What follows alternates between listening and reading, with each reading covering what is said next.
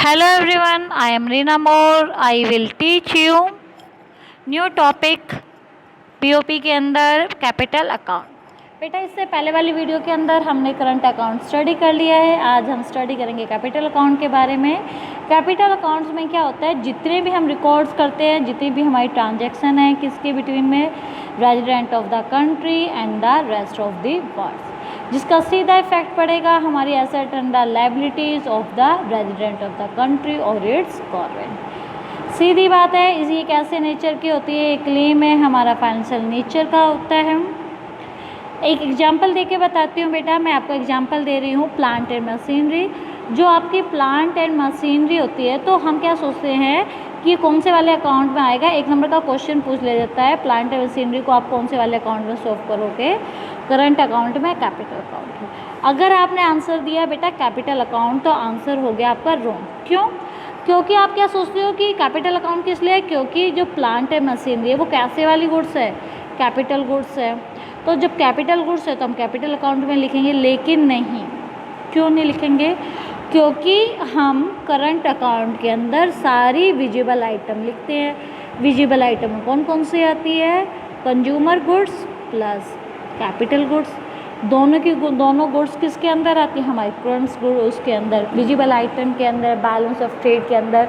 क्योंकि हम उन गुड्स को क्या करते हैं, टच करते हैं, सी करते हैं, ठीक है। तो इसलिए हमारी plant and machinery capital goods है, इसलिए हम किसके अंदर इसकी एंट्री करेंगे, हम इसकी एंट्री करंट अकाउंट के अंदर एंट्री करेंगे, हम इसकी एंट्री कैपिटल अकाउंट्स के अंदर नहीं करेंगे। क्यों?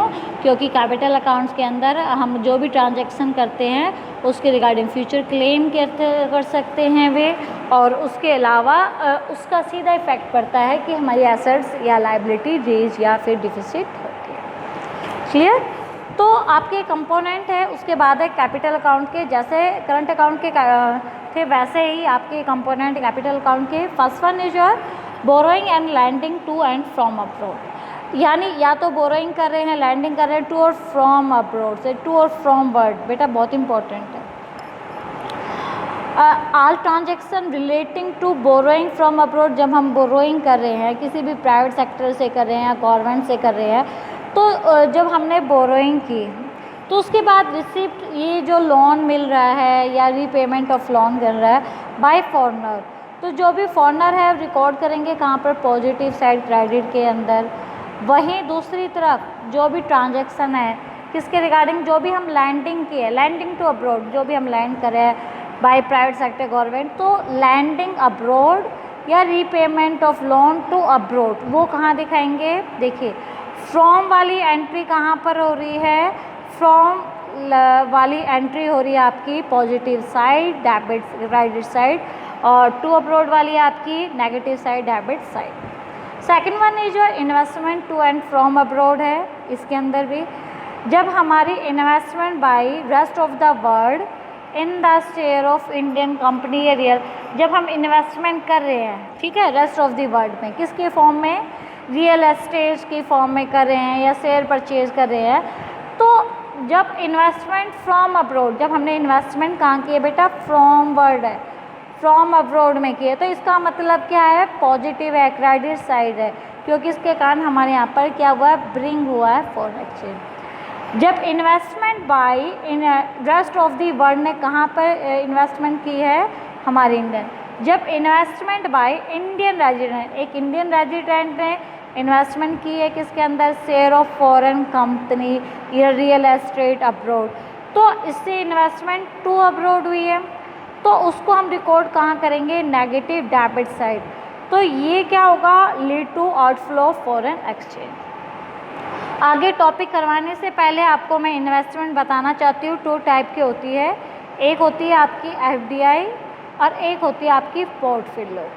एफडीआई के अंदर क्या होती है, वो इन्वेस्टमेंट होती है जिसके अंदर आप डायरेक्ट इन्वेस्टमेंट करते हो, ठीक है, यानी आप क्या करते हो, डायरेक्ट इन्वेस्टमेंट करते हो। डायरेक्ट इन्वेस्टमेंट का मतलब है आप उसकी क्या करते हो, प्रॉपर्टीज़ वगैरह परचेज कर लेते हो।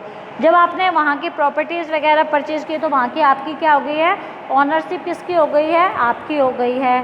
तो इसके अंदर आपकी यही होता है, ownership of the enterprise by, जैसे कि वॉलमार्ट स्टोर इंडिया के अंदर आ गए हैं या अमेजन के हैं, फ्लिपकार्ट, तो वो हो गया आपका एफडीआई का एग्जाम्पल।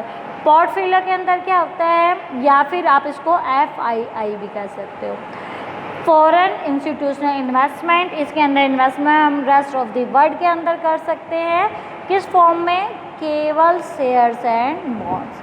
आप उस कंपनी के शेयर खरीद सकते हो, उस कंपनी के बॉन्ड्स खरीद सकते हो, वो होती है आपकी पोर्टफोलियो इन्वेस्टमेंट। एफडीआई में आपको वहाँ की ओनरशिप मिल सकती है। ओनरशिप कब मिलेगी, जब आप किसी कंपनी के आप क्या खरीद लेते हो, वहाँ पर अपने लैंड्स वगैरह खरीद कर वहाँ पर अपना बिजनेस को आगे कंटिन्यू करते हो। आपको ये दोनों ही बता दिए मैंने, 2 टाइप ऑफ एफडीआई और एफआईआई। लास्ट वन है जो change in foreign exchange reserve. Foreign exchange reserve के अंदर क्या होता है, ये भी आपकी फाइनेंशियल एसेट्स होती है गवर्नमेंट, जो गवर्नमेंट के पास होती है, किसके बिहाफ पर, इन द सेंट्रल गवर्नमेंट, ठीक है। ये चेंज इन रिजर्व, जब आपके रिजर्व में चेंज होता है, वो भी आपकी फाइनेंशियल आइटम है बीओपी का। जब आप विड्रॉल हो रहा है, एनी विड्रॉल फ्रॉम रिजर्व, उसको हम क्या करते हैं, पॉजिटिव क्रेडिट साइड दिखाते हैं। जब उसके अंदर कुछ ऐड हो जाता है तो नेगेटिव डेबिट साइड दिखा देते हैं, ठीक है। तो ये चेंज इन रिजर्व को हम रिकॉर्ड करते हैं BOP account and not reserve. Balance, जैसे बैलेंस ऑफ करंट अकाउंट पढ़ा है हमने, बैलेंस ऑफ ट्रेड पढ़ा है, वैसे कैपिटल अकाउंट है। इनफ्लो फॉरेन एक्सचेंज है, इनफ्लो कब होगा फॉरेन एक्सचेंज के रिगार्डिंग, आपका जब हमें कहीं से receipt of loan from abroad हो रहा है, या सेल ऑफ एसेट्स हो रही है, या शेयर इन फॉरेन कंट्री है, उनको जब भी हमें रिसिप्ट होती है उसको हम क्रेडिट या पॉजिटिव साइड दिखाते हैं। लेकिन जब भी कभी भी क्या होगा, आउटफ्लो, यानी रुपया हमारे यहाँ से जा रहा है, यदि पेमेंट कर रहे हैं लोन की, एसेट्स को परचेज कर रहे हैं, शेयर इन फॉरेन कंट्रीज़ के अंदर लगा रहे हैं, तो इसके अंदर रिकॉर्ड कहाँ होगा, डेबिट या नेगेटिव साइड। इन दोनों के बैलेंस को ही हम क्या कहते हैं, नेट वैल्यू ऑफ क्रेडिट या debit balance of capital account. अब उसके बाद है surplus in capital account. Sir अब देखिए, एक तो इक्वल था, जब हमारे दोनों साइड क्या हो गए हैं, इक्वल हो गया है। उसके अलावा है सरप्लस इन कैपिटल अकाउंट कब होगा, जब हमारी क्रेडिट साइड क्या होगी, ज़्यादा होगी, तो इसका मतलब सरप्लस कैपिटल अकाउंट है। डेफिसिट कब होगा, जब हमारी डेबिट साइड ज़्यादा होगी, हमने पहले भी पढ़ा था। उसके अलावा क्या होता है, करंट अकाउंट कैपिटल अकाउंट, एक वन मोर एलिमेंट और ऐड हो जाता है, उसको हम कहते हैं अर्न एंड एमिशन।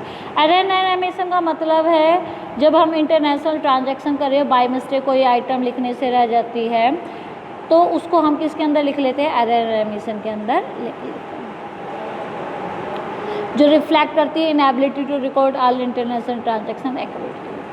अब हम स्टडी कर रहे हैं बेटा कंपोनेंट ऑफ कैपिटल अकाउंट्स, कौन कौन से मेन कंपोनेंट है। देखिए आपकी 2 साइड है, क्रेडिट आइटम, डेबिट आइटम और नेट क्रेडिट माइनस डेबिट करते हैं। आपके मैंने 3 कंपोनेंट बताए थे। First one is of borrowing and lending to and from abroad, investment from abroad, change in foreign. देखिए जब हम बोरोइंग फ्रॉम अब्रॉड करते हैं, क्रेडिट साइड लिखेंगे, यानी फ्रॉम वाली आइटम, यानी हमें रुपए रिसीव हो रहे हैं, या डिक्रीज इन फॉरेन एक्सचेंज हो रहा है तो क्रेडिट साइड आएगा। लेकिन जब हम रुपए ले रहे हैं, लैंडिंग टू अब्रॉड है, इन्वेस्टमेंट हम अब्रॉड में कर रहे हैं, या increase in foreign exchange reserve है, ठीक है, तो वो डेबिट साइड में आ रही है। इन दोनों को में से क्रेडिट में से डेबिट आइटम को रिड्यूस कर दोगे, ये net borrowing from abroad, net investment from abroad और नेट चेंज है। तो करंट कैपिटल रिसीव में से कैपिटल पेमेंट को रिड्यूस करोगे तो वो आ गया आपका कैपिटल अकाउंट बैलेंस।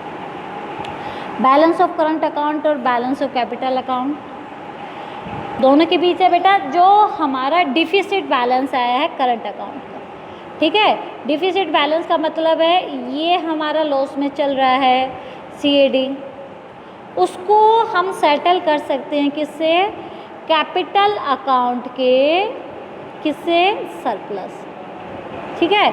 इसी प्रकार से आपका सरप्लस है किसका, CAS करंट अकाउंट का जो सरप्लस है उसको भी हम मैच कर सकते हैं डिफिसिट ऑफ कैपिटल अकाउंट से। यानी यहाँ पर अगर ज़्यादा है तो इसका कम है तो यहाँ से कवर अप हो जाता है, यानी एक साइड का घाटा दूसरे साइड से हम कवर करने की सोचते हैं। Difference between current account and capital account, दोनों के बीच में क्या डिफरेंस है। जो हमारा करंट अकाउंट है केवल वो चेंजेस लेके आते हैं जिससे current level of a country income, लेकिन capital transaction capital stock of the country को भी डिनोट करता है। करंट अकाउंट आपका फ्लो कॉन्सेप्ट है, ये स्टॉक कॉन्सेप्ट है, इसलिए चेंज इन स्टॉक हो जाएगा। करंट अकाउंट में आपकी विजिबल इनविजिबल यूनिलेटरल ट्रांजैक्शन आती है, इसके अंदर बोरोइंग या लैंडिंग टू फ्रॉम अब्रॉड है, इन्वेस्टमेंट टू फ्रॉम अब्रॉड या change in foreign exchange rate. Last बहुत ज़्यादा इंपॉर्टेंट क्वेश्चन, 1 मार्क्स का, 3 मार्क्स का, इवन 4 मार्क्स का भी क्वेश्चन पूछा जाता है, autonomous and accommodating item. Autonomous item क्या होती है बेटा? देखिए इसके अंदर हमने बीओपी के अंदर पढ़ा है, ये सारी की सारी आपकी इंटरनेशनल इकोनॉमिक ट्रांजैक्शन है। ये सारे के सारे हम इंटरनेशनल इकोनॉमिक ट्रांजैक्शन किस लिए करते हैं? इकोनॉमिक प्रॉफिट के लिए। इकोनॉमिक मोटिव क्या है? किसी भी कंट्री का मेन मोटिव क्या है? प्रॉफिट मैक्सिमाइजेशन है, उसको ही ध्यान में रखकर हम कोई भी क्या करते हैं? ट्रांजैक्शन करते हैं। जब हमने प्रॉफिट मोटिव को ध्यान में रखकर ट्रांजैक्शन की है तो वो कौन सी होती है? हमारी अबव द लाइन आइटम के अंदर हम इसको इंक्लूड करते हैं। हमारी ऑटोनॉमस ट्रांजैक्शन होती है वो इंडिपेंडेंट ट्रांजैक्शन होती है, वो किसी पर डिपेंड नहीं होती है। जैसे कि एक फॉरेन कंपनी है, उसने इन्वेस्टमेंट कर दी इंडिया के अंदर, किसके पर्पज़ से? अर्न प्रॉफिट कमाने के लिए करेंगे। तो ये क्या है? Independent of a country BOP situation. Autonomous transaction है, उसके अंदर करंट अकाउंट कैपिटल अकाउंट दोनों अकाउंट की ट्रांजैक्शन आती है। करंट अकाउंट की कैसे आती है? जैसे मर्केंटाइज आपकी विजिबल है, आपका export imports of A goods, autonomous transaction है। कैपिटल के अंदर क्या कि आपकी रिसिप्ट हो रहा है या रीपेमेंट कर रहे हो long term loan by private, तो वो कौन सी होगी? आपकी ऑटोनॉमस ट्रांजैक्शन। सरप्लस या डिफिसिट इन बीओपी, आपका बीओपी का बैलेंस क्या हो सकता है? इक्वल भी आ सकता है या सरप्लस या फिर डिफिसिट भी हो सकता है। अगर बैलेंस ऑफ पेमेंट सरप्लस है, मोर आपकी सरप्लस ऑटोनॉमस जो रिसिप्ट है क्या है बेटा? आपकी जो ऑटोनॉमस रिसिप्ट है more than the autonomous payment, तो वो क्या हो गया? बीओपी सरप्लस है। और बीओपी डिफिसिट कब होगा? जब autonomous receipt are less than autonomous payment. Last one accommodating item. Accommodating item कौन सी होती है? जो बेसिकली वो सारी ट्रांजैक्शन होती है जो कवर करती है डिफिसिट और surplus balance of autonomous autonomous transaction का जो सरप्लस और डिफिसिट बैलेंस है उसको कवर करने के लिए जो आइटम बनती है वो होती है हमारी कौन सी वाली आइटम? Accommodating item. ये क्या होता है? डिटरमाइन करती है net consequence of autonomous transaction. In items को हम क्या करते हैं? बिलो द लाइन आइटम कहते हैं। अकोमोडेटिंग कंपनसेट करती है जो कैपिटल ट्रांजैक्शन होती है, जो यानी हमारा बैलेंस ऑफ ऑटोनॉमस आइटम्स का जो बैलेंस क्या है? डिसइक्विलिब्रियम रहेगा। डिसइक्विलिब्रियम का मतलब क्या है? या तो आपका बैलेंस ऑफ पेमेंट क्या है? सरप्लस है, या बैलेंस ऑफ पेमेंट क्या है? डिफिसिट है। तो यानी वो क्या नहीं है? इक्वल नहीं है, इक्विलिब्रियम नहीं है। तो उसको कवर करने के लिए हम कौन सी वाली आइटम्स की स्टडी करते हैं? अकोमोडेटिंग आइटम की, डिफिसिट सरप्लस से रिलेटेड। तो इसके लिए हम क्या करते हैं? बेसिकली हम जो डिफिसिट बैलेंस ऑफ पेमेंट है उसको पूरा करने के लिए हम क्या करते हैं? फॉरेन एक्सचेंज रिजर्व से एंट्री लेते हैं, या बोरोइंग फ्रॉम IMF से, या फॉरेन मॉनेटरी अथॉरिटी से हम करते हैं। क्लियर? इसके अंदर क्या होती है? इसके अंदर जो भी आइटम होती है वो डिपेंडेंट आइटम होती है, बिलो द लाइन आइटम होती है। इसके अंदर हम क्या नहीं कर सकते हैं? ये basically accommodating item are mean to restore BOP balance के लिए कहते हैं, यानी जो बीओपी का बैलेंस इम्बैलेंस हो रहा है उसको कवर करने के लिए की जाती है। इसके अंदर मूवमेंट ऑफ गुड्स और सर्विस की कोई इन्वॉल्वमेंट नहीं होती है। इसके अंदर केवल हम इंक्लूड करते हैं आइटम्स को, किसके लिए? Official reserve with the RBI। Clear? अब autonomous item versus accommodating item last topic है आपका। देखिए फर्स्ट वन जो मीनिंग क्या है? इसके अंदर क्या होते हैं? ऑटोनॉमस ट्रांजैक्शन के लिए हम किस लिए करते हैं? मेन मोटिव क्या है? प्रॉफिट मैक्सिमाइजेशन के लिए करते हैं। अकोमोडेटिंग आइटम किस लिए करते हैं? जो हमारा बीओपी का बैलेंस क्या है? ऑटोनॉमस ट्रांजैक्शन का बैलेंस सरप्लस या डिफिसिट है, उसको क्या करने के लिए? इक्वल लाने के लिए। डिसइक्विलिब्रियम आया उसको इक्विलिब्रियम लाने के लिए करते हैं। ऑटोनॉमस ट्रांजैक्शन कैसी होती है? इंडिपेंडेंट ट्रांजैक्शन होती है, जबकि हमारी अकोमोडेटिंग ट्रांजैक्शन है undertaken to maintain the balance in the BOP account. इसके अंदर आपके करंट अकाउंट कैपिटल अकाउंट आते हैं, इसके अंदर ओनली कैपिटल अकाउंट आते हैं, अबव द लाइन आइटम है, बिलो द लाइन आइटम है। अकोमोडेटिंग आइटम बेसिकली जो हमारे ऑटोनोमस ट्रांजैक्शन का बैलेंस क्या होने लग रहा है, इम्बैलेंस, उसको कवर करने के लिए की जाती है।